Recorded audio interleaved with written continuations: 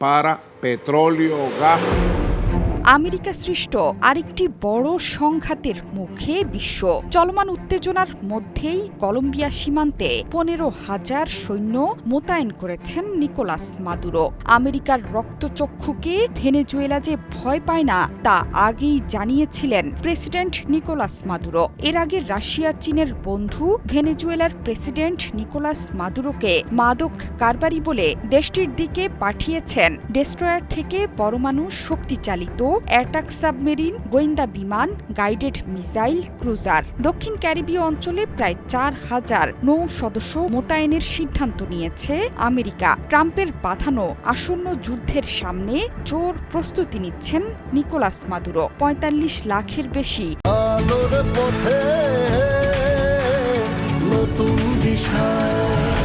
সশস্ত্র মিলিশিয়ার সদস্য মাঠে নামানোর ঘোষণা দিয়েছে তার সরকার। তিনি যে দেশের আকাশ, ভূমি, সাগর রক্ষায় দৃঢ় সেটি প্রমাণ হয়েছে তার আরও একটি বড় সিদ্ধান্তে। Fue informada de la concesión de licencias para seguir sus operaciones en Venezuela. সোমবার 15,000 সৈন্য যুক্তরাষ্ট্রের বন্ধু দেশ কলম্বিয়া সীমান্তে মোতায়েন করার ঘোষণা আসে। গণমাধ্যমে বলা হচ্ছে, কলম্বিয়া সীমান্তে এসব সৈন্য মোতায়েন করা হয়েছে মাদক চোরাচালান প্রতিহত করতে।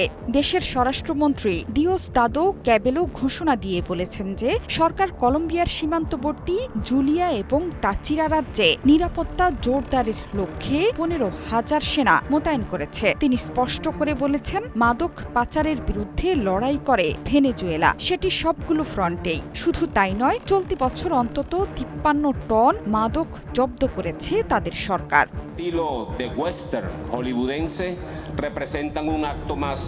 তবে যুক্তরাষ্ট্রের অভিযোগ, মাদুরো এবং ক্যাবেলো দুজনই মাদক পাচারকারী চক্রের সদস্য।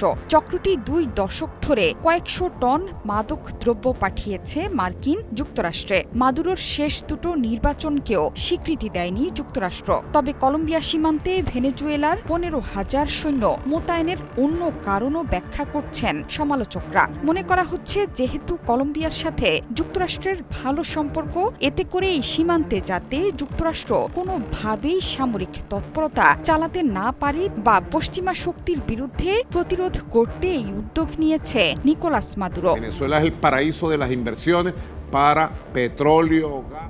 গণমাধ্যমের প্রতিবেদনে উঠে এসেছে, ভেনেজুয়েলার তেল চীনের হাতে চলে যাওয়াই মূল দ্বন্দ্বের কারণ। এই দ্বন্দ্বের মাধ্যমে সামরিক আগ্রাসনের মাধ্যমে চীনের কাছে ভেনেজুয়েলার তেল সরবরাহের পথে বড় বাধা হয়ে দাঁড়াতে চাইছে মার্কিন যুক্তরাষ্ট্র। শুধু ভেনেজুয়েলাই নয়, ব্রাজিল, পেরু, চিলি ও অন্যান্য ল্যাটিন আমেরিকার দেশের সবচেয়ে বড় বাণিজ্যিক অংশীদার হয়ে উঠেছেন শি জিনপিং।